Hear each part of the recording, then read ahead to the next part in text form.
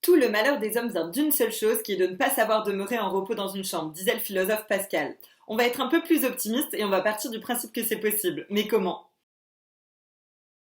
On ne peut pas changer les circonstances liées à la réalité, mais on peut se concentrer sur ce que l'on peut accomplir ou maîtriser. Pour ce faire, déjà note toutes les choses que tu n'as pas le temps de faire d'habitude et que tu as envie d'accomplir.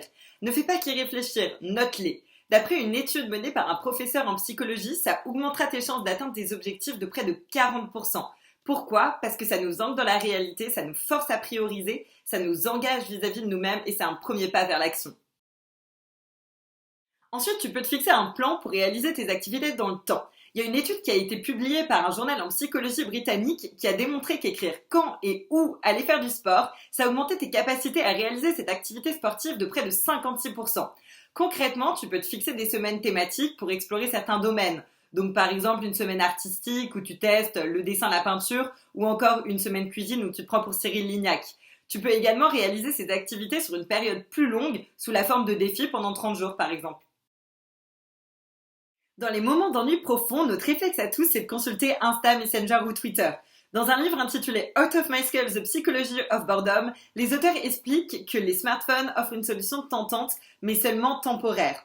En fait, les réseaux sociaux ne répondent pas au manque d'engagement dans des activités stimulantes qui a entraîné l'ennui dans un premier temps. Donc ce qu'on peut faire, c'est d'aller se focaliser sur de telles activités au lieu de nous plonger sur nos écrans. De mon côté, je me suis instauré un couvre-feu du téléphone de 9h du soir à 9h du matin et franchement, ça change tout. Freud a déclaré qu'on ne jouit que par contraste, et il a pas tort. On savoure avec un encore plus grand plaisir son chocolat chaud quand on revient d'une pluie battante. Conclusion, fixe-toi des contraintes, fais preuve de discipline, tu apprécieras d'autant plus tes moments relax. Des exemples tout bêtes d'application, c'est tout simplement de s'habiller comme si on sortait de chez nous pour aller travailler, de sortir de temps en temps en respectant les règles de sécurité pour s'aérer, et enfin d'avoir un espace spécifique pour se reposer et travailler. Yuval Noah Harari, auteur de Sapiens, une brève histoire de l'humanité, nous rappelle que les épidémies ont de tout temps, même avant la mondialisation, fait de nombreux ravages.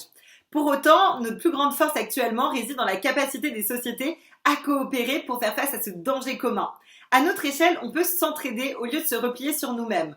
Pour ce faire, pas besoin de se toucher ou même de se voir, on peut déjà s'appeler, mais il y a d'autres façons plus originales de se sentir relié aux autres. On peut laisser par exemple un mot dans l'ascenseur, envoyer des lettres, ou encore avoir des attentions avec les personnes cohabitant avec nous. Il y a plus d'un moyen.